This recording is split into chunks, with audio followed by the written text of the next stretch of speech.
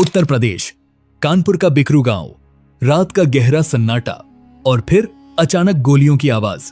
जहां एक कुख्यात अपराधी विकास दुबे और उसके लोगों ने घात लगाकर पुलिस टीम पर हमला कर दिया और कुछ ही मिनटों में कई पुलिसकर्मी शहीद हो गए।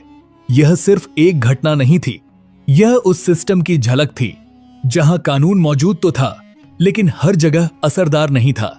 प्रयागराज, जहां अटिक अहमद का नाम सिर्फ अपराध की दुनिया में नहीं बल्कि सत्ता के गलियारों तक गूंजता था। पूर्वांचल, जहां मुख्तार अंसारी जैसे नाम वर्षों तक प्रभाव बनाए रखते थे। लेकिन कहानी सिर्फ इन नामों की नहीं थी, कहानी उस सिस्टम की थी जहां कई बार वर्दी दबाव में थी और कई बार उसी सिस्टम का हिस्सा बन चुकी थी। जहां एक आम आदमी चाहकर भी कुछ नहीं कर सकता था क्योंकि उसे पता था कि हर लड़ाई कानून से नहीं जीती जाती।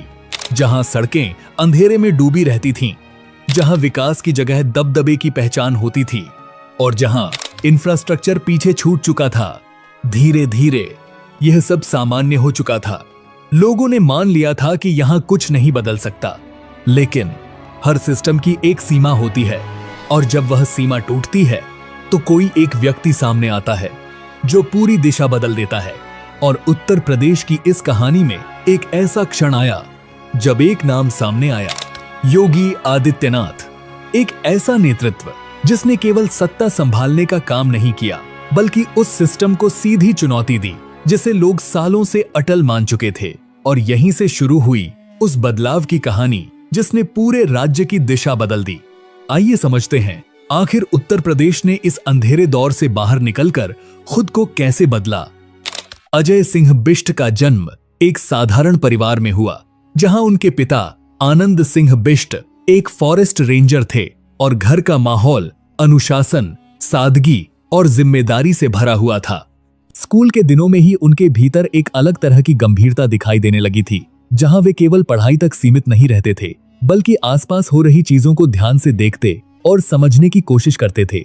गणित में उनकी रुचि ने उन्हें आगे की पढ़ाई की ओर बढ़ाया, लेकिन इसी दौरान उन्होंने समाज के उस पहलू को भी देखना शुरू किया जहां समस्याएं केवल किताबों में नहीं बल्कि लोगों की जिंदगी में मौजूद थीं। कॉलेज के दिनों में उनका झुकाव छात्र जीवन और सामाजिक मुद्दों की ओर बढ़ने लगा, जहां उन्होंने पहली बार महसूस किया कि केवल व्यक्तिगत सफलता काफी नहीं है बल्कि एक बड़ा प्रभाव भी संभव है। और शायद यही वह समय था जब उनके भीतर यह सवाल पैदा हुआ, क्या वे सिर्फ एक सामान्य जीवन जिएंगे या कुछ अलग करने की कोशिश करेंगे। यही सवाल धीरे धीरे उनके फैसलों की दिशा तय करने लगा और उन्हें उस मोड़ तक ले गया जहां उन्होंने घर छोड़ने का निर्णय लिया। उधर उत्तर प्रदेश एक ऐसे दौर से गुजर रहा था जिसे समझना आसान नहीं था, क्योंकि यह केवल एक राज्य की स्थिति नहीं थी, यह एक पूरी व्यवस्था की कहानी थी। भारत का सबसे अधिक जनसंख्या वाला राज्य, जहां 20 करोड़ से ज्यादा लोग रहते हैं और जहां व्यवस्था का हर असर सीधे करोड़ों जिंदगियों को प्रभावित करता है। लेकिन उस समय इस राज्य में एक अजीब सा विरोधाभास दिखाई देता था। कानून मौजूद था लेकिन उसका असर हर जगह महसूस नहीं होता था। कई बार फैसले अदालतों में नहीं बल्कि ताकत के आधार पर तय होते थे। पूर्वांचल से लेकर पश्चिमी उत्तर प्रदेश तक कई ऐसे इलाके थे जहां लोगों को यह समझाने की जरूरत नहीं थी कि किसका प्रभाव चलता है, क्योंकि यह बात उन्हें हर दिन दिखाई देती थी। अतिक अहमद, मुख्तार अंसारी, विकास दुबे, ये सिर्फ नाम नहीं थे, ये उस दौर की पहचान थे। इन नामों का असर ऐसा था कि गवाही देने से पहले लोग सोचते थे और कई बार सच सामने आने से पहले ही दबा दिया जाता था। लेकिन सबसे खतरनाक बात यह नहीं थी कि अपराध था, सबसे खतरनाक बात यह थी कि यह सब सामान्य हो चुका था। और जब अन्याय सामान्य हो जाए तो बदलाव सबसे मुश्किल हो जाता है। इसी बीच अजय सिंह बिष्ट गोरखपुर पहुंचते हैं और यह केवल एक शहर में प्रवेश नहीं था, यह उस दुनिया में कदम रखना था जहां समाज, धर्म और राजनीति एक साथ चलते थे। गोरखनाथ मठ से जुड़ना उनके जीवन का निर्णायक मोड़ बनता है, क्योंकि यहां उन्होंने केवल आध्यात्मिकता को नहीं अपनाया बल्कि उन्होंने समाज को जमीनी स्तर पर समझना शुरू किया। महंत अवैद्यनाथ के साथ उनका संबंध केवल गुरु शिष्य का नहीं था, यह एक ऐसी परंपरा का हिस्सा बनना था जो समाज पर गहरा प्रभाव डालती रही है। और इसी प्रक्रिया में अजय सिंह बिष्ट योगी आदित्यनाथ बन जाते हैं। लेकिन असली बदलाव अभी शुरू ही हुआ था, क्योंकि यह केवल पहचान का परिवर्तन नहीं था, यह उस सोच का निर्माण था जो आगे चलकर एक पूरे राज्य की दिशा बदलने वाली थी। सिर्फ 26 साल की उम्र में सांसद बनना यह दिखाता है कि योगी आदित्यनाथ ने बहुत कम समय में एक मजबूत जनाधार स्थापित कर लिया था। लेकिन उनकी ताकत केवल चुनाव जीतने तक सीमित नहीं थी। उनकी असली ताकत उनकी कार्यशैली में थी। वे केवल भाषण देने वाले नेता नहीं थे, वे सीधे लोगों के बीच जाने वाले नेता थे। जनता दरबार उनके काम करने का तरीका था, जहां समस्याएं सुनी भी जाती थीं और उन पर कार्रवाई भी होती थी। धीरे धीरे उनकी छवि एक ऐसे नेता की बनने लगी जो केवल सिस्टम का हिस्सा नहीं है, बल्कि जरूरत पड़ने पर उसे चुनौती देने की क्षमता भी रखता है। लेकिन असली सवाल अभी भी वही था, क्या यह शैली पूरे उत्तर प्रदेश जैसे विशाल और जटिल राज्य में काम कर पाएगी? साल 2017 उत्तर प्रदेश की राजनीति में एक ऐसा मोड़ आता है जो इस कहानी की दिशा बदल देता है। योगी आदित्यनाथ मुख्यमंत्री बनते हैं और यह केवल एक पद परिवर्तन नहीं था, यह उस व्यवस्था के लिए एक सीधी चुनौती थी जो वर्षों से अपनी जड़ें जमा चुकी थी। मुख्यमंत्री बनने के बाद उन्होंने केवल आदेश देने तक खुद को सीमित नहीं रखा, उन्होंने प्रशासन के केंद्र में खुद को स्थापित किया। उन्होंने कई महत्वपूर्ण विभाग अपने पास रखे, जिससे यह साफ हो गया कि यह नेतृत्व केवल प्रतीकात्मक नहीं होगा, बल्कि सक्रिय और नियंत्रित करने वाला होगा। लेकिन असली चुनौती अब शुरू हुई थी, क्योंकि सिस्टम को बदलना उसे चलाने से कहीं ज्यादा मुश्किल होता है। इसके बाद जो हुआ वह केवल कार्रवाई नहीं थी, वह उस सिस्टम के साथ सीधा टकराव था जिसने वर्षों तक अपनी पकड़ बनाए रखी थी।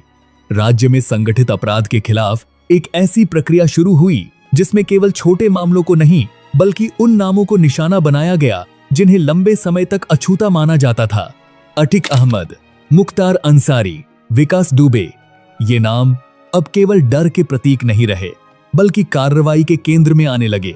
2020 में कानपुर के बिकरू गांव की घटना, जहां पुलिस टीम पर हमला हुआ और कई पुलिसकर्मियों की जान गई, इस बात का संकेत थी कि सिस्टम को चुनौती अभी भी मौजूद है। लेकिन इसके बाद जो कार्रवाई हुई उसने यह साफ कर दिया कि अब प्रतिक्रिया का तरीका बदल चुका है। सरकारी आंकड़ों के अनुसार 2017 के बाद राज्य में हजारों आपराधिक मामलों में तेजी से कार्रवाई हुई और संगठित अपराध से जुड़े नेटवर्क पर लगातार दबाव बनाया गया। कई रिपोर्ट्स में यह भी सामने आया कि पुलिस एनकाउंटर की संख्या में तेजी आई और हजारों अपराधियों को गिरफ्तार किया गया, जिससे कानून व्यवस्था पर नियंत्रण मजबूत होने के संकेत मिले। माफिया से जुड़ी संपत्तियों पर कार्रवाई, अवैध कब्जों को हटाना और प्रशासनिक स्तर पर तेजी से फैसले लेना, यह सब केवल आइसोलेटेड घटनाएं नहीं थीं, बल्कि एक पैटर्न बन चुका था। जो नाम कभी खबरों में डर के साथ लिए जाते थे, अब वही नाम कार्रवाई और गिरफ्तारी के साथ सामने आने लगे कि अपराध के कई बड़े मामलों में कमी दर्ज की जा रही है और पुलिस की प्रतिक्रिया समय में भी सुधार हो रहा है। पहली बार लोगों को यह महसूस हुआ कि डर खत्म नहीं हुआ है, लेकिन उसकी दिशा बदल चुकी है। जहां पहले आम आदमी डरता था, अब वही डर उन लोगों तक पहुंचने लगा जो सालों से डर पैदा करते थे। यह केवल कानून व्यवस्था का बदलाव नहीं था, यह उस मानसिकता का बदलाव था जिसने लंबे समय तक यह मान लिया था कि कुछ चीजें कभी नहीं बदल सकती। और शायद यही इस पूरी कहानी का सबसे निर्णायक मोड़ था। लेकिन केवल कानून व्यवस्था को नियंत्रित कर लेना ही किसी राज्य को आगे नहीं बढ़ाता, क्योंकि असली बदलाव तब दिखाई देता है जब विकास उस व्यवस्था को मजबूत करता है। उत्तर प्रदेश जैसे राज्य में, जहां 20 करोड़ से ज्यादा लोग रहते हैं, विकास का मतलब केवल प्रोजेक्ट्स नहीं होता, बल्कि करोड़ों लोगों की जिंदगी में बदलाव होता है। इसी सोच के साथ इंफ्रास्ट्रक्चर पर तेजी से काम शुरू किया गया। एक्सप्रेसवे, नए एयरपोर्ट, औद्योगिक कॉरिडोर, ये केवल निर्माण कार्य नहीं थे, बल्कि कनेक्टिविटी को इस स्तर तक ले जाने की कोशिश थी जहां राज्य आर्थिक रूप से तेजी से आगे बढ़ सके। रिपोर्ट्स और सरकारी आंकड़े यह संकेत देने लगे कि राज्य में निवेश का माहौल बेहतर हो रहा है और बड़े स्तर पर निवेश प्रस्ताव सामने आ रहे हैं, जिनकी कुल वैल्यू लाखों करोड़ रुपए तक बताई गई। नोएडा में दुनिया की सबसे बड़ी मोबाइल मैन्युफैक्चरिंग यूनिट की स्थापना ने उत्तर प्रदेश को वैश्विक मैन्युफैक्चरिंग मैप पर ला खड़ा किया, जहां हजारों रोजगार के अवसर पैदा हुए। डिफेंस कॉरिडोर जैसी परियोजनाओं में भी हजारों करोड़ रुपए के निवेश समझौते हुए और अनुमानित तौर पर हजारों नए रोजगार बनने की बात सामने आई। ग्रामीण सड़कों के विस्तार और शहरी इंफ्रास्ट्रक्चर में तेजी से काम, इन सब ने मिलकर यह संकेत दिया कि विकास केवल घोषणाओं तक सीमित नहीं है, बल्कि जमीन पर दिखाई दे रहा है। कई आर्थिक रिपोर्ट्स में यह भी सामने आया कि उत्तर प्रदेश देश की सबसे तेजी से बढ़ती हुई अर्थव्यवस्थाओं में शामिल हो रहा है और राज्य की जीडीपी में लगातार वृद्धि दर्ज की जा रही है। वन डिस्ट्रिक्ट वन प्रोडक्ट जैसी पहलों के जरिए स्थानीय उद्योगों को बढ़ावा मिला, जिससे छोटे व्यवसायों को भी बड़े बाजार तक पहुंचने का मौका मिला। धीरे धीरे यह साफ होने लगा कि यह बदलाव केवल शहरों तक सीमित नहीं है, बल्कि गांवों तक पहुंच रहा है। और यही वह क्षण था जहां विकास सिर्फ आंकड़ों में नहीं, लोगों की जिंदगी में दिखाई देने लगा।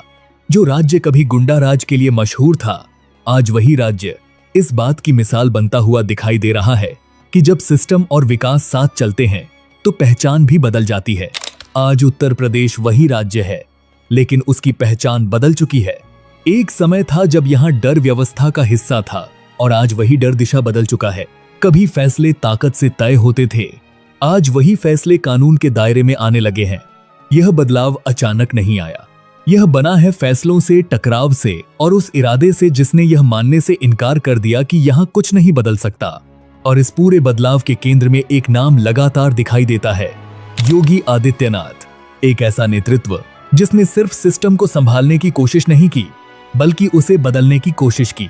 जो राज्य कभी गुंडा राज के लिए जाना जाता था, आज वही राज्य इस बात की मिसाल बन चुका है कि जब सिस्टम बदलता है तो पहचान भी बदल जाती है, क्योंकि इतिहास अपने आप नहीं बदलता, उसे बदला जाता है। अगर वीडियो अच्छा लगा हो तो चैनल को सब्सक्राइब कर लेना। मिलते हैं अगले वीडियो में।